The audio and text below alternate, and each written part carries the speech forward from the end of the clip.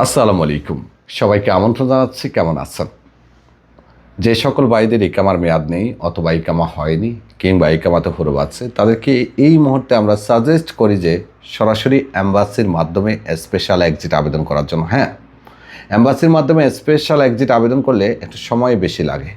অনেকের ক্ষেত্রে হয়তো রিজেক্টও হতে পারে যদি সমস্যা থাকে। এরপরেও বেস্ট অপশন হলো অ্যাম্বাসি এই মুহূর্তে। দর্শক, আপনারা যারা বুরাইদা এবং তার পার্শ্ববর্তী অঞ্চলের প্রবাসী আছেন, তাদের জন্য 19 এবং 20 তারিখে কনসুলার ট্যুর আসতে যাচ্ছে আপনাদেরকে সেবা দেওয়ার জন্য। বুরাইদা এবং তার পার্শ্ববর্তী অঞ্চলের প্রবাসীদের জন্য অনেক দিন পরে আসতে যাচ্ছে।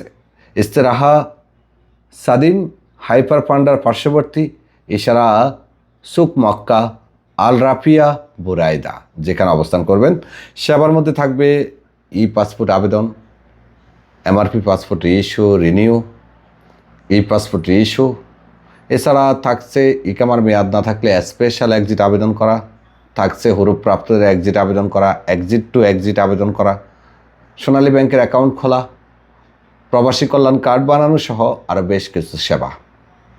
যোগাযোগ করবেন অবশ্যই 19 এবং 20 ডিসেম্বর। আজকে জুবাইলে, গতকাল শুক্রবার জুবাইলে কনসুলার সেবা দিয়েছে, আজকেও জুবাইলে সেবা দিবে।